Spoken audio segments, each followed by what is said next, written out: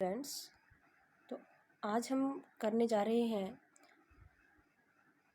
दूसरा section, third level का दूसरा पार्ट, जो कि इस प्रकार से है। There were brass spittoons on the floor. इससे पहले हमने पढ़ा कि चार्ली जो है वो थर्ड लेवल में पहुंच चुका है और उसका पूरा डिस्क्रिप्शन जो है वो दे रहा है। चार्ली कहता है कि वहाँ का दृश्य जो है किस प्रकार का है। यहाँ पीतल की पीकदान जो है वो फर्श पर है। पीकदान मीन्स स्पिटोन्स मीन थूकने वाले पात्र। Across and the station a glint of light caught my eyes.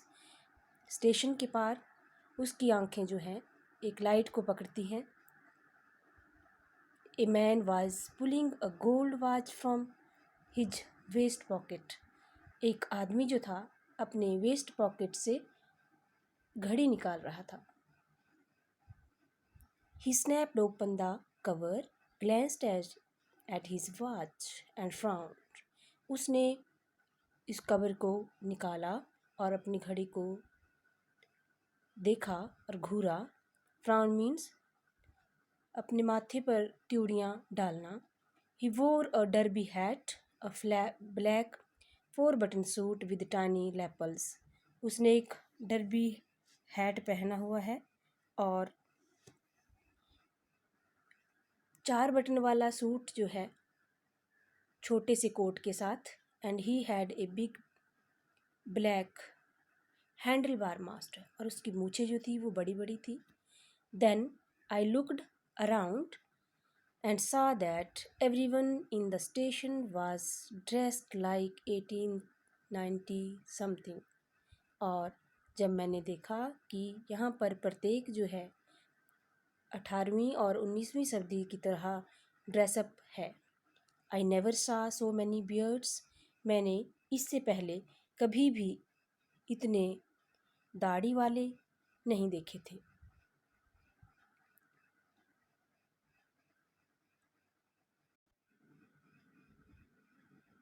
Charlie कहता है कि मैंने कभी भी इस तरह के दाढ़ी वाले और साइड गलमुच्छों वाले and fancy moustaches in my life, इतनी बड़ी बड़ी मूछों वाले कभी भी अपने जीवन में नहीं देखे थे। A woman walked in through the train gate. एक औरत जो है ट्रेन गेट से अंदर आती है। She wore a dress with leg of button sleeves or mutton sleeves and skirts to the top of her high buttoned so.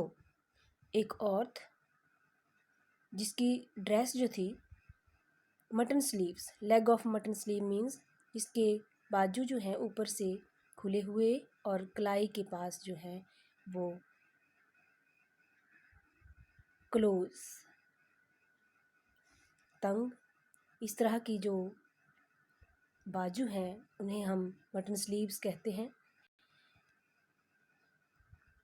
And skirts to the top of her high button shoes, और उसके ऊंचे ऊंचे जूते जो थे skirts के साथ। Back of her out on the tracks I caught a glimpse of a locomotive. उसके पीछे मैंने ट्रेन को देखा, एक झलक देखी। A very small courier and IVS locomotive with a funnel shaped stack, and then I knew.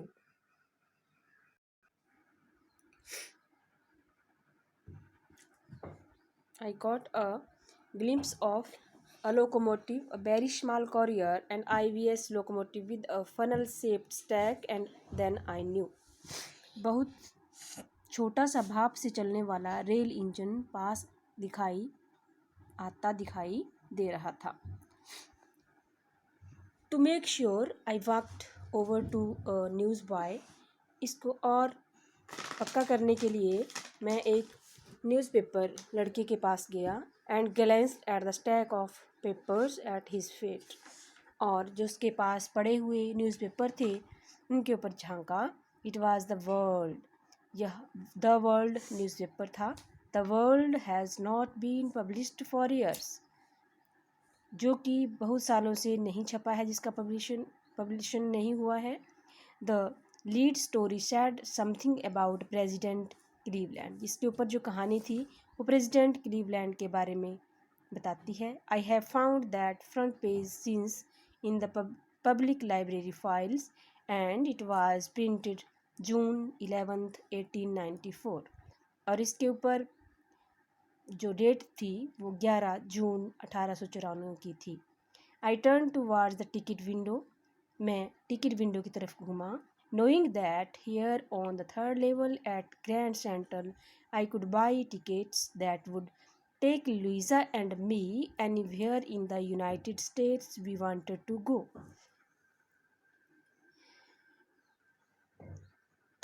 तीसरे स्तर पर I could buy tickets, तीसरे स्तर के लिए मैं अपनी पत्नी और अपने लिए टिकट खरीद सकता था जिससे हम संयुक्त राष्ट्र में जा सके, जहाँ हम जाना चाहते थे. इन द ईयर 1894, 1894 में. And I wanted two tickets to Galesburg Illinois, और मुझे गेलवर्ग इलिनस के लिए 2 टिकट्स चाहिए थी. Have you ever been there, अब चार्ली जो है हमसे पूछता है कि क्या आप कभी यहाँ पर गए हैं. It is a wonderful town still, यह एक भव्य नगर है. विद ओल्ड फ्रेम हाउसेज, जिसके ओल्ड फ्रेम हाउसेज हैं, घरों में फ्रेम्स जो हैं ओल्ड पुराने किस्म की लगी हुई हैं. ह्यूज लॉन, बड़े बड़े घास के मैदान. एंड ट्रिमंडस ट्रीज, बड़े बड़े पेड़. हुज ब्रांचेस मीट ओवरहेड, जिसकी टहनियाँ जो थी ऊपर छत बनाते हुए गली को ढक रही हैं. And in 1894 summer evening were twice as long, और उसकी दोपहर जो थी वो दोगुनी लंबी होती थी. And people sat out on their lawns, लोग वहाँ पर अपने मैदान में बैठे हुए थे, घास के मैदान में. द मैन स्मोकिंग सिगार्स, लोग जो थे पुरुष सिगार पी रहे थे. एंड टॉकिंग क्वाइटली, चुपके से बात कर रहे थे. The women waving palm leaves fans, औरतें जो थी वो पंखा झुला रही थी. With fireflies all around, और जुगनू जो थे वो चारों तरफ उड़ रहे थे. इन अ पीसफुल वर्ल्ड, एक शांत संसार में. To be back there with the first world war still 20 years off, इसमें चार्ली कहता है कि अभी वर्ल्ड वार फर्स्ट को अभी 20 साल जो हैं वो रहते हैं. And the world war second over 40 years in the future, और उसके बाद 40 साल जो हैं सेकेंड वर्ल्ड वार के लिए. I wanted 2 tickets for that, मुझे वहाँ के लिए 2 टिकट चाहिए.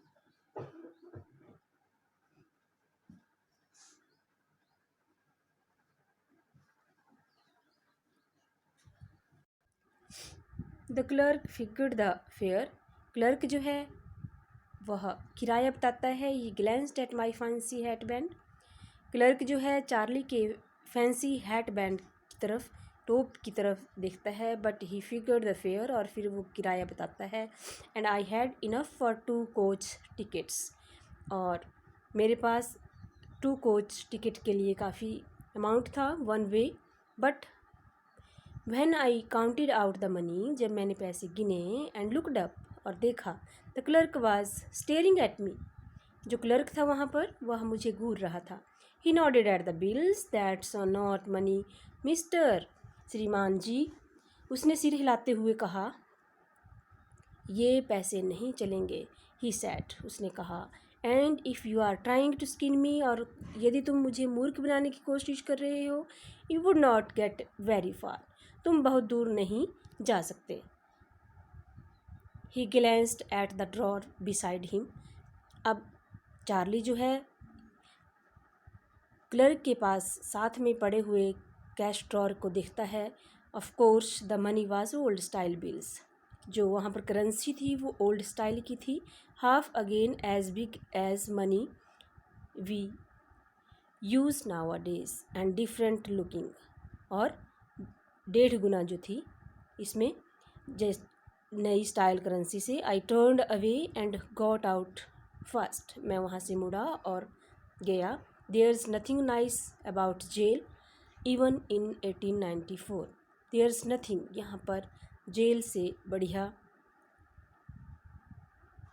कुछ नहीं, even in 1894, and that was that I left the same way I came, I suppose, next day. During lunch hour, I drew $300 out of the bank. मैंने सोचा, और दूसरे दिन मैंने लंच के दौरान $300 जो थे बैंक से निकाले, and bought old style currency, और मैंने ओल्ड स्टाइल करेंसी जो है वो खरीदी। That really were my psychiatrist friend, जिससे जो कि मेरे मित्र के लिए एक चिंता का विषय था। You can by old money at almost any coin dealers, आप कहीं से भी ओल्ड करेंसी जो है वो डीलर से खरीद सकते हैं, बट यू हैव टू पे ए प्रीमियम, किंतु आपको ज़्यादा अमाउंट देना पड़ता है। My $300 bought less than 200 in old style bills. Charlie जो है $300 देने के बदले उसको $200 जो है वो अमाउंट मिलता है। बट आई डिडंट केयर, लेकिन मुझे परवाह नहीं थी। Eggs were 13 cent a dozen in 1894। Egg जो थे वो 13 सेंट थे 1894 में एक डजन के। But I have never again found the corridor. अब चार्ली कहता है कि चार्ली जो है पुनः वहाँ पर जाने की कोशिश करता है जहाँ थर्ड लेवल में वो पहले गया था, ओल्ड स्टाइल करेंसी जहाँ पर उसे मिलती है। But I have never again found the corridor again. Charlie ने कहता है कि मुझे कभी भी वह गलियारा नहीं मिला जो थर्ड लेवल के लिए, that leads to the third level, the third level के लिए जाता था। Although I have tried often, even मैंने काफ़ी प्रयास किया। लुइसा कौन है? लुइसा चार्ली की पत्नी। was pretty worried, बहुत चिंतित। when I told her all this, जब उस चार्ली जो है ये सब उसको बताता है कि वो ऐसे ऐसे थर्ड लेवल में पहुंचा और वहाँ से वो 2 टिकट्स जो है गेल्सबर्ग के लिए लेना चाहता था। and didn't want me to look for the third level anymore, और वह नहीं चाहती थी कि वो दोबारा से उसको ढूंढने का प्रयास करे। And after a while I stopped, और थोड़ी देर बाद मैं रुका। I went back to my stamps, क्योंकि चार्ली जो था स्टैम्प कलेक्ट करने का शौकीन था, तो वह उस संग्रह के पास जाता है। But now we are both looking every weekend. Charlie कहता है कि अब हम दोनों जो हैं इनको ढूंढ रहे हैं। वीकेंड, एवरी वीकेंड, हर वीकेंड होता है सप्ताह अंत, सैटरडे और Sunday. Because now we have proof that the third level is still there, क्योंकि हमारे पास अभी भी सबूत है कि तीसरा स्तर जो था एग्जिस्ट करता है, अस्तित्व में है। My friend Sam Vanern, Charlie के फ्रेंड का नाम क्या है? Sam Vanern. डिसअपीयर्ड, वो अचानक गायब हो जाता है। नोबडी न्यू वेयर, बट कोई नहीं जानता कि वो कहाँ गया। But I sort of a suspend, लेकिन चार्ली कहता है कि मुझे एक प्रकार का संदेह है। Because Sam's a city boy, Sam एक शहरी लड़का है। And I used to tell him about Galesburg, और मैं उसे गेल्सबर्ग के बारे में प्रायः बताया करता था। I went to school there, कि मैं वहाँ पर स्कूल जाता था। एंड ही ऑलवेज सैड, और वह हमेशा कहता था he liked the sound of the place, कि उसे इस स्थान की आवाज़ जो है वो पसंद है। And that's where he is, और हो सकता है कि चार्ली जो है 1894 में समय को ट्रैवल करके जो है वहाँ गेल्सबर्ग पहुँच गया हो। बिकॉज वन नाइट, अब चार्ली जो है ऐसा क्यों कह रहा है? क्योंकि एक रात क्या होता है, fussing with my stamp collection, Charlie कहता है कि उसकी स्टैम्प कलेक्शन में जो है गड़बड़ पाई जाती है। जो I found well do you know but first day cover, जैसे कि मैंने आपको पहले भी बताया था फर्स्ट डे कवर क्या होता है। When a new stamp is issued, जब कोई नई टिकट जो है इशू होती है, stamp collector buy some, stamp collect करने वाले जो हैं इनको खरीदते हैं, and use them to mail envelopes to them self on the very first day of the sale, और इस स्टैम्प को खरीदने के लिए खरीद कर खुद को पोस्ट कर लेते हैं इसका संग्रह करने के लिए। And the post mark proves the date, और जो मोहर होती है पोस्ट ऑफिस की उससे डेट का पता चलता है कि यह कब जो है निकली stamp. The envelope is called a first day cover, इस एनवलोप को हम क्या कहते हैं, फर्स्ट डे कवर कहते हैं। दे आर नेवर ओपनड, इन्हें कभी भी खोला नहीं जाता है। You just put blank paper in the envelope, और इनमें एक खाली पेपर जो है वो रखा जाता है। That night among my oldest first day covers I found one that should not have been there, Charlie कहता है कि उस रात मैंने अपने फर्स्ट डे कवर में से एक ऐसा पाया जो यहाँ पर नहीं होना चाहिए था। बट देयर इट वाज, लेकिन ये यहाँ था। इट वाज देयर, ये यहाँ इसलिए था because someone had mailed it to my grandfather at his home in Galesburg, क्योंकि किसी ने इसे मेरे दादाजी के घर इसे गेल्सबर्ग को पोस्ट किया था। That's what the address on the envelope said, जो कि इस लिफाफे के ऊपर एड्रेस लिखा है। And it had been there since July 1894, the post mark जो मोहर दिखाती है। That yet I didn't remember, लेकिन मुझे याद नहीं था। इट एट ऑल, इसके बारे में। The stamp was a 6 cent dull brown, जो मोहर थी 6 cent dull brown with the picture of President Garfield, और इसके ऊपर गारफील्ड प्रेसिडेंट की मोहर जो है वो लगी हुई थी। Naturally when the envelope came to grand dad in the mail it went right in to the collection his collection, संभवतः प्राकृतिक तौर पर जब ये कलेक्शन जो थी, envelope came to my grand dad in the mail, मेरे दादाजी को ये गया था। It went right in to the his collection, उसके संग्रह में जाना चाहिए था।